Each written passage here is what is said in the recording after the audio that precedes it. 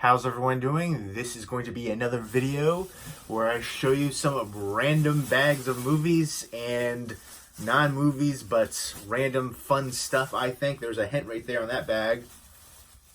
So you guys seem to like these videos, and I think it's fun to do. Again, my mom is selling my parents' place, and she's been going through stuff and putting stuff in bags. I've pretty much used my old room there as storage. I've had a bunch of movies there for a long time, and I'm finally getting them back in my collection now. She's bagged stuff up, and I've picked them up, and now they're here with my stuff, and I don't know what's in these bags most of the time besides seeing like random things like that on the back cover. So this is kind of a random, I don't know what's in here, we're gonna find out together, unbagging, unboxing kind of thing. And let's go ahead and take them out. And as always, if you've seen these movies, definitely let me know what you think of them, and let me know which one of these movies or items is your favorite. Leave me those comments down below. And I'm gonna try to separate these out by Blu-rays and DVDs here. I got some Blockbuster former rentals. All right, first up, we'll do the Blu-rays. Mud with Matthew McConaughey, which I absolutely love the heck out of this movie. The movie with Joe with Nicolas Cage kind of reminds me a little bit of this one, but Mud is just a phenomenal film. Really enjoyed it. The cast. Matthew McConaughey went from playing all these kind of rom-coms and terrible movies, Ghosts of Girlfriend's Past, Failure to Launch, Surfer Dude. Then he played Killer Joe, which I absolutely love as well. Mud. Dallas Buyers Club, of course, which he won an Oscar for. And he's done a lot of great films. He's up and down in his career. But yeah, back in the day, he did a Time to Kill. He's done a ton of great films, but he had some crappy ones in there too. Or it's all subjective, but ones that I just personally didn't enjoy, and I think his talent would have been used in better films. But it's great to see him doing movies like this. This was directed by Jeff Nichols. I really like the supporting cast in here too. Ty Sheridan, it was like I think his first major role, but he's been in a ton of stuff now. But Michael Shannon, I think Michael Shannon and Jeff Nichols have worked a lot together, from what I can recall in the different movies. But yeah, Reese Witherspoon, loved her in this role, but really happy to have this back in my collection and revisit it. And I know there's a couple of Sam Shepard, a few other recognizable, Joe Don Baker, yeah, Joe Don Baker back in the day, Walking Tall. But really happy to have this back in the collection, and really excited to check it out again because I remember loving the heck out of it. Would highly recommend Mud. He's basically on the lam from what I can remember, and these young kids come across him on this like Mississippi river island, and he's kind of like secluded, hiding out. Next up, foreign Blockbuster rental, Away We Go. Loved this movie as well. I am pretty sure I have another copy of this. That was one of the things back in the day. I didn't really keep a great inventory. And not Best Buy, not Barnes and Noble, another B, Blockbuster. When they were closing down, I remember just picking up a ton of stuff. A lot of their movies were on sale, like $1, $2 at the end. So I think I picked up a bunch, and I might have got a couple doubles. I'm pretty sure I got a double this one. But this one was a really honest dramedy, is what I would call it. It's a dramatic comedy about John Krasinski and Maya Rudolph, a couple who've been together for a while, and they're having their first kid, and they're traveling across America, visiting friends and family, and trying to figure out where they want to live and raise their kid. And I just thought it had some really poignant moments in here, a lot of emotional honesty, and I remember really loving the heck out of it. Great supporting cast in here too. Jeff Daniels, Maggie Gyllenhaal, Allison Janney, a whole bunch of other recognizable people too. But love the heck out of this one, and if anyone wants to do a trade for it, let me know, because I am pretty certain that I have another one of this. And a lot of people weren't aware that you could take this Blu-ray cover out right here and put it into a Blu-ray replacement case. You'll never know that it came from Blockbuster. I've talked about this a bunch, but still some people just aren't aware. Like, there you go. There's the Mud one. You can put that right on there like that, and you'll never know that it came from Blockbuster. Bang. So, yeah, I think a lot of people were kind of adverse to picking up the Blockbuster former rentals because they came in these DVD-sized cases. But you could take that insert out, the paper insert right here, and put it in a Blu-ray replacement case, and it'll look spiffy and new, and you'll never know that it ever came from Blockbuster. A lot of times they have these little adhesive stickies on there, but you can peel them off. But yeah, this movie I would highly recommend, both Mud and Away We Go. If I can get this back in here with all the little stickies on there. There we go. Away we go. Next up is Old Dogs, which I'm pretty certain I have another copy of this from Blockbuster as well. And I have never seen it. I have it on in my other room in there with other bookcases. And I've always, seeing this now kind of brings me back that I want to check this out. And I think I'm going to check this out either tonight or tomorrow. I'm excited now that it's, seeing it again, even though I have another room. Sometimes, I'll pick up some movies, blind buys and stuff, and I'll get ready to watch them. And then some other stuff comes out and it kind of gets pushed and backlogged. But John Travolta, Robin Williams, I cannot believe that it has been 5 years since Robin Williams has passed away. It's tragic, sad. I remember growing up with him. Mork and Mindy was on in reruns. I remember my parents liked it. I remember watching it back then.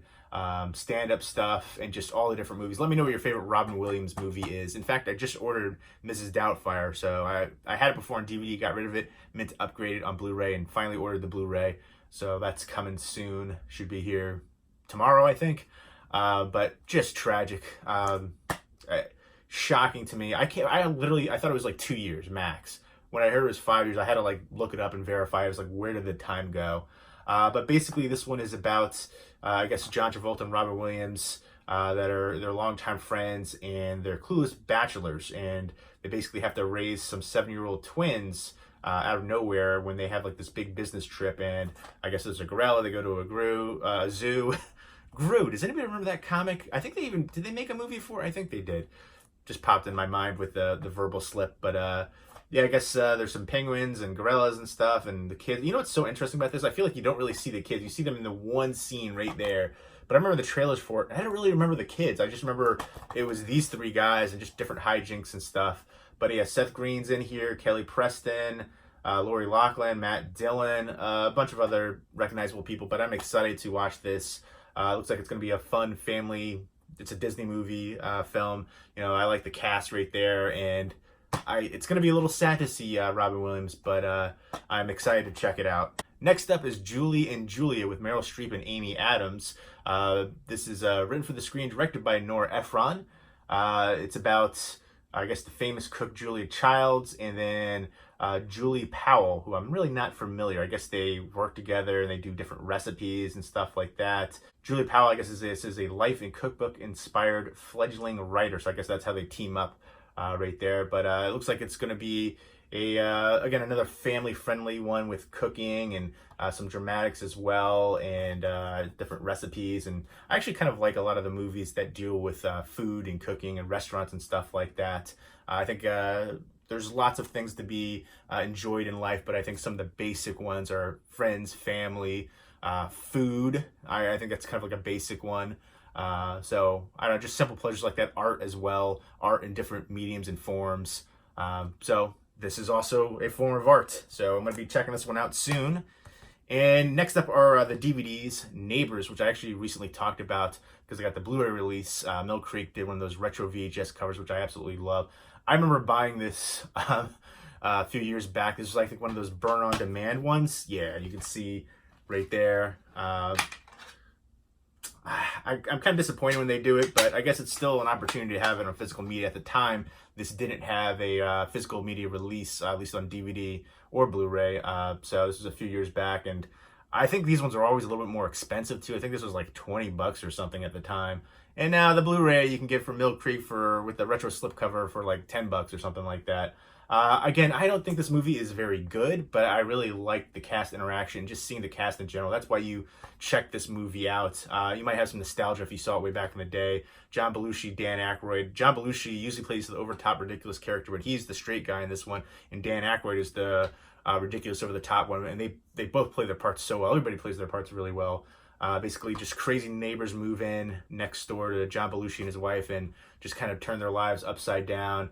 John Belushi, Dan Aykroyd, Kathy Moriarty, and Catherine Walker.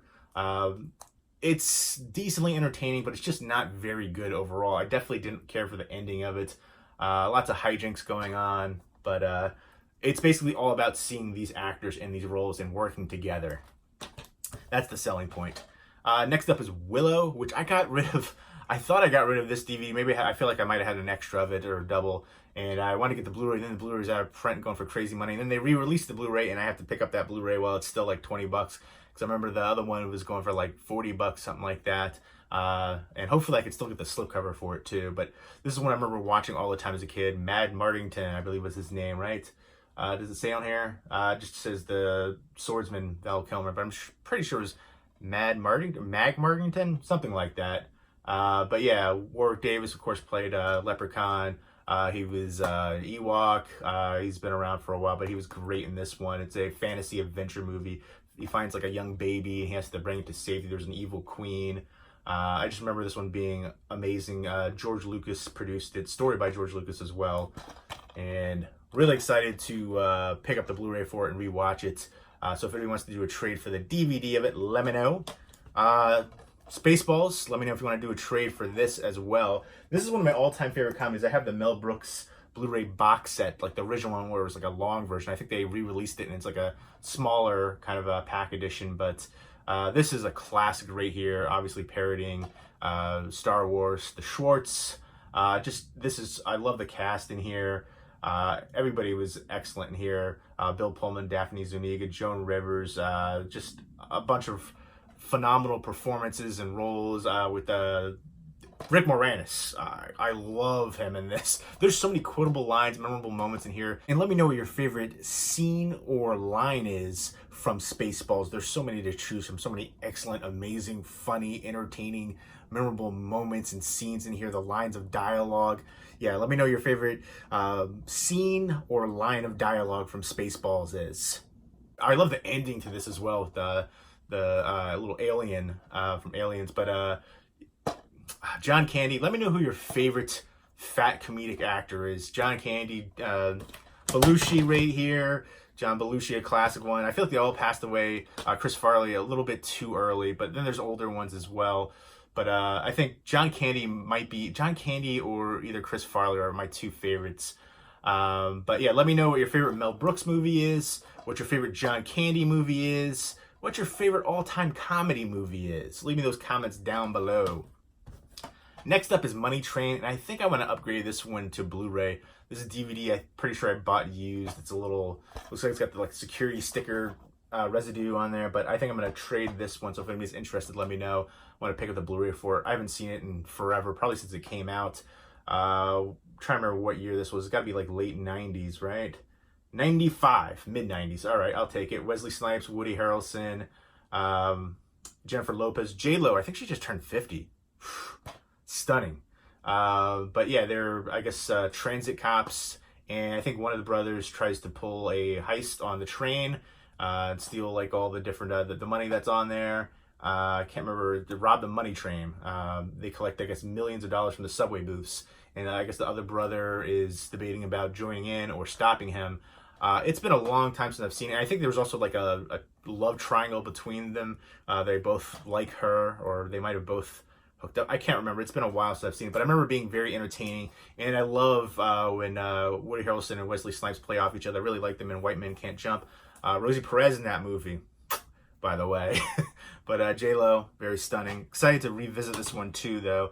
I think the Blu-ray for it's like $10, but you know what's so weird? A lot of the DVDs are actually more expensive than the Blu-rays. I think there's still a lot of people out there who collect just DVDs, but I don't know, for the picture quality, it is a noticeable difference in upgrade, and now I've got 4K, and that is a huge difference, especially from the DVD times. But next up is Wendy and Lucy, which I remember I had a copy of this. I don't know where the heck it went to. So now I have another copy, because it's funny. I remember I had a copy, and right there in the back, right where the dog's butt is, there was like a punched hole in it, and I got it like that from Blockbuster. I always remember that. I was like, where's my copy of Wendy and Lucy with the hole in the dog's butt right there? But this one does not have that one, so I must have got another copy of it at some point to probably replace the one that had the damage. And I don't know whatever happened to that other one. I never ended up watching the movie. This is an oscilloscope release, and it's a film by Kelly Reichardt. It stars Michelle Williams. I don't really know too much about it. I just saw that, had the dog on there. I like those kind of dog movies. I think they're going on like a road trip, and they have, it says she's going to go to Alaska. Kind of makes me think of like Into the Wild, Christopher McCandless story. But I guess her car breaks down, and they're forced into a world of strangers, and it says there's a tragic new understanding of the limits and depths of people's duty to each other in troubled times. So that sounds interesting, and it says the strangeness of the American landscape, the pleasures of classical storytelling. I'm intrigued, and I really haven't heard anybody talk about this one. And I think Michelle Williams is a great actress, so excited to check that out. Next is a movie that definitely could not be made today, Soul Man. I remember having another copy of this. Over the years, I've traveled, moved. I remember losing movies. I remember having a couple copies of this, but I love this movie. C. Thomas Howell, Ray Dawn Chong, the daughter of Tommy Chong, James Earl Jones, Leslie Nielsen. I remember Leslie Nielsen. I think it was like a racist. I don't know if he's a landlord or something in here. It's been a while since I've seen it. Julia Louis-Dreyfus, Ari Gross, I believe that's how you say his first name. But I remember this being a lot of fun, but also you totally couldn't do this today. Social media, all that kind of stuff, and just people would have such an outrage about it. Basically, he's trying to get a scholarship into Harvard, but there's only one scholarship left, and that's for a black student. He takes like these, I don't know if it's suntan pills or something, and he does stuff with his hair, and he pretends to be black. You can see his skin is a slightly different color right there. Well, actually, I guess a dramatic color because he was pretty pale before. But yeah, it's just him trying to be a black guy and get this scholarship, and he falls in love with Ray Dawn Chong, and James Earl Jones is a teacher, and yeah, it's super ridiculous, and it's cheesy, but it's fun, it's entertaining. I like the cast here a lot and how they played off each other. It is definitely, like I said, a movie that couldn't be done today, I don't think. But yeah, I remember it being funny, and again, I love the cast here, so excited to revisit this one. I don't know, like I feel like it's crazy how PC this world has become now. I look back at some of the movies that were made, especially the 80s, some of the things that were said. Like I rewatched Monster Squad recently. In the beginning, the kids were, insulting the principal, and the things they said, they totally couldn't get away with saying stuff like that now. And certain movies are being pulled. Certain movies, I feel like the movie Rampage from Uwe Boll probably couldn't be made today, and other things like that, which is a shame because there's some really good movies out there that are now, even music. I digress. I'm gonna go off on a whole tangent and rant all the different stuff that's being pulled from the radios. It's a crazy world we live in. I think we need to appreciate art for what it is, and maybe take, some lessons from it, but still appreciate it for what it is. Entertainment, it's entertainment value, and you can learn from it as well. But next up is Field of Dreams, which I am definitely going to be trading this one because I recently picked up the 4K, and I also have the Blu-ray of this, so I'm going to let go of the Blu-ray of it because I now have the 4K Ultra HD version. And so if anyone wants to do a trade for the DVD or the Blu-ray, let me know. This is one of my all-time favorite movies, top 20. I always said that I wanted to when I get married, to have a wife like her, because she was so independent yet supportive, strong-willed, intelligent, and just supportive of him through kind of some craziness, but she believed in him. And this is a movie that every time I watch it gives me goosebumps in certain scenes. When they pick up Moonlight Graham, I love this. If you're a fan of baseball, I would highly recommend the heck out of this one. The cast in here: Burt Lancaster, James Earl Jones, Ray Liotta, Kevin Costner. I love it. This is, I think it's a great family movie as well. There's so many memorable scenes in here too. Let me know what your favorite baseball movie is. But this is a classic. I remember somebody on here posting a video. They have like a Field of Dreams, like gift shop, and like I guess museum kind of for this in Iowa, which is fitting. But yeah, I love the heck out of this one. Would highly recommend it. There you go. Those are all the movies. Now I'm going to show you some of the non-movie stuff in this bag. And right on the back, you can see something, so I'll show that first. And when I was a kid, I used to love the Garbage Pail Kids. I lived in Germany for 4.5 years as a kid, Frankfurt, Germany. Sprechen Sie Deutsch? But I still have some of the German ones. The German cards were slightly smaller. Of course, they were in German. But I was huge into this in like elementary school. They banned the cards. You weren't allowed to have the cards at school, but we would still sneak them in, put them in my socks and stuff, and we trade at recess and stuff like that. But I still have some of the stuff. I wish I would have kept a lot more of it. The bouncy balls, they had product for everything. So many different things. But I have still some of the cheap toys. Like there was these candies, they look like a cheap garbage bag, but they had little figures. I still have some of the cards too, but I got rid of a lot of the cards recently. I had different like albums and stuff where you can put the cards in. But this is a folder right here, and a Roy Bott. This is from 1986, an original folder. I'm pretty sure they did reproductions of it, but I had this one since I was a kid. And then Ash Can Andy, and then you open it up inside, and you got other little cards with people, put people's names right there on that. I remember I had another one that I use all the time and put people's names and stuff in there. But this is awesome. This is something I'm definitely going to keep. I love that. That is, it's nostalgia for me. It brings me back. So excited. I want more Garbage Pail Kids. I've actually been looking for Garbage Pail Kids stuff, t-shirts and stuff, but a lot of people that are my age now want that stuff because it's a part of their childhood nostalgia, and a lot of the stuff is like sold out, goes for crazy money. Let's see what else I got here. I got some magazines and stuff. I got a magazine called Flux. I don't think this magazine was around for that long, but I remember loving it. It was just this is the premiere issue. They have a mixture of music, video games, comic book stuff. It's like how to make a fake ID in here. When I was like a kid, this was awesome. Rob Liefeld was my favorite comic book artist. You got Beastie Boys, Danzig, top 10 video games, or top 10 tips for video games. You got Mortal Kombat. Just so many awesome, cool things in here. Alice Cooper. You've got Gangstar. I remember Full Clip back in the day. But it's just a cool mixture of all things awesome as a kid.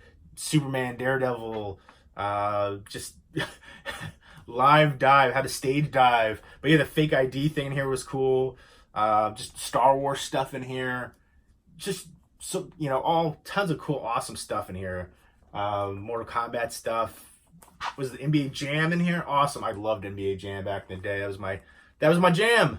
But yeah, this was such a fun, cool. I'll remember this, the BMG music service. Oh man, I was one of those things. I feel like everybody kind of used that back in the day, and that brings me back.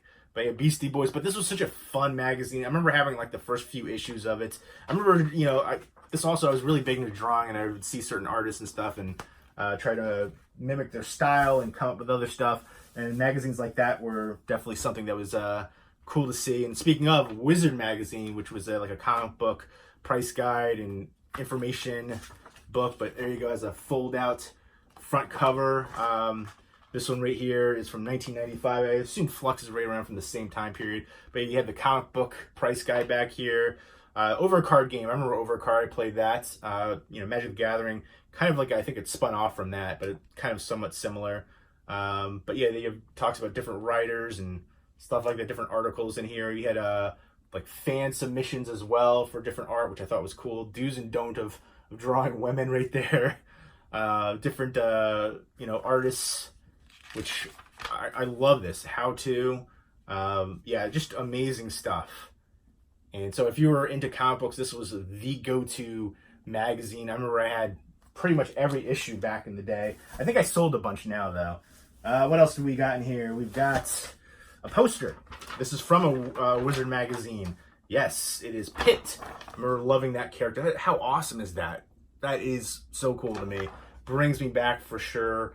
96 on this one. And then you have, a calendar, which I think is pretty cool too.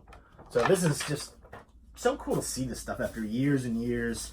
I've got a Wizards of the Coast, I think this is Armada, but it's Homelands. It's for Magic the Gathering. This was Homelands was an expansion of it. And I remember this artist, Rebecca Guay, I think her name was. I think she lived in New York City. But I really liked her style of the painting. I remember trying to do different artwork like she did it, but I never painted. It was just, I was doing drawings and stuff. But I guess this is kind of like a coming out to promote the line right here. Oh, I remember, was it Sarah Angel? I think she was one of my favorites from this line. Baron Singar. There was Ezra or something like that. Yeah, it's, I guess, just talking about the editors' like favorite ones and stuff. Oh yeah, here it is. What is it? Aaron the Relentless. He was a legendary character, but yeah, that's pretty cool. This brings me back. I remember this expansion set well. So just going over the cards that they think are going to be powerful. And there's a comic book of, I guess, portraying certain characters from Homelands. So pretty cool. But yeah, it brings me back. I was super into Magic the Gathering back in the day. I remember there's all kinds of tournaments. There was actually a local tournament at like a comic book shop I would go to with my friends like every weekend.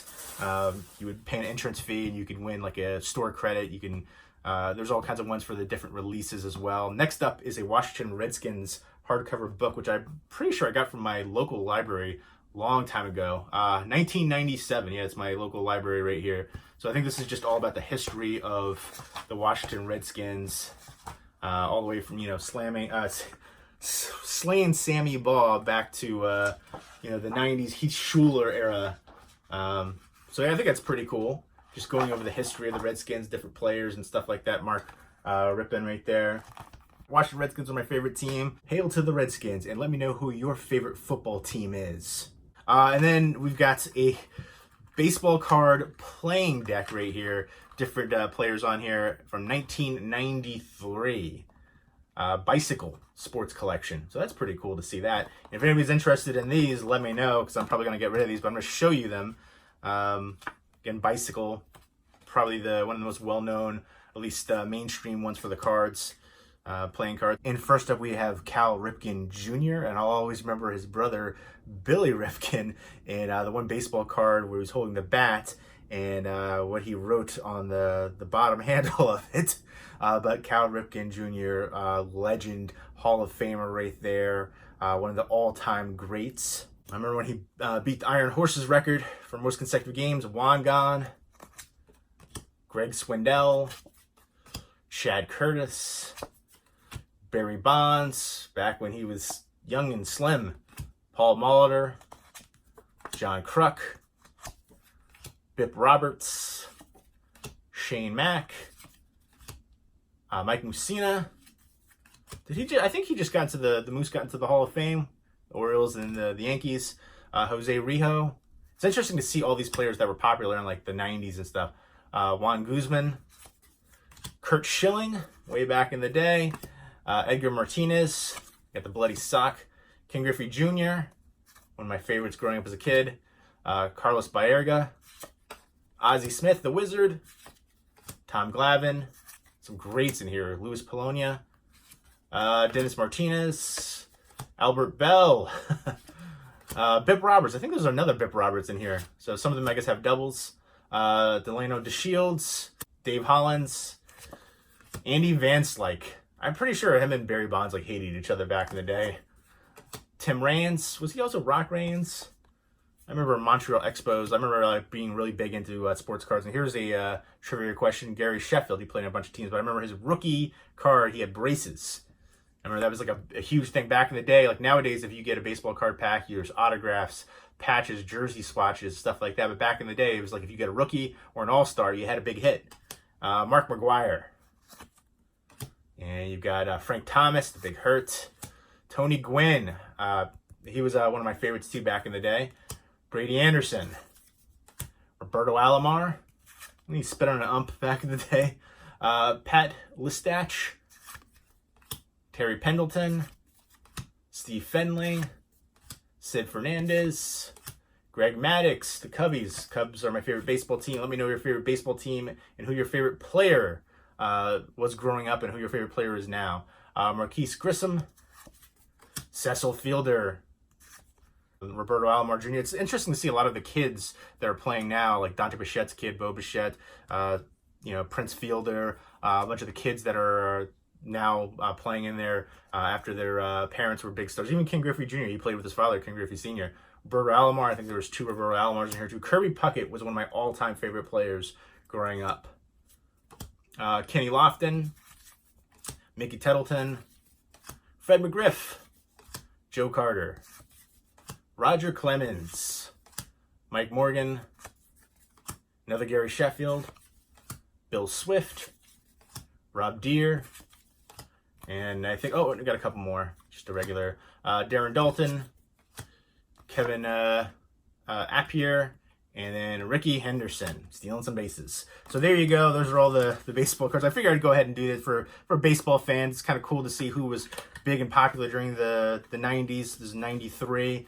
If anybody, again, is interested in buying this or doing a trade for like a movie, let me know. I have no idea if there's any value for these playing cards. But I don't know, I think it's pretty cool to see. Some of the, like, obviously there's some that are, Hall of Famers. Some of them were early in their careers at this point. Some of them didn't turn out to be that big of stars. They were all-star for a couple of years or a single year and just never became quite as big or had injuries or anything, something like that. But most of these are huge stars still, and Hall of Famers. So pretty cool to see that, and pretty cool to see all this stuff. Again, it's just every time I get these bags from my mom, it's like all these memories, a lot of cool stuff I haven't seen in years, sometimes decades. I haven't seen this in probably decades. Same thing with some of the magazines. How cool is that Flux magazine? Wizard magazine too, Garbage Pail Kids. Let me know if you're a fan of Garbage Pail Kids. If so, what was your favorite Garbage Pail Kid card character? Did you like comic books growing up? Let me know what your favorite comic book was growing up and what your favorite comic book is now. Did you have Wizard magazine? Did you play Magic the Gathering? I was super dorky into it, but I loved it. But there you go. That's all the stuff. Let me know if you've seen any of the movies, what you think of them. Let me know which was your favorite movie and your favorite item in this random bag of movies and goodies video right here. So leave me those comments down below, and hope everybody's doing well. Take care.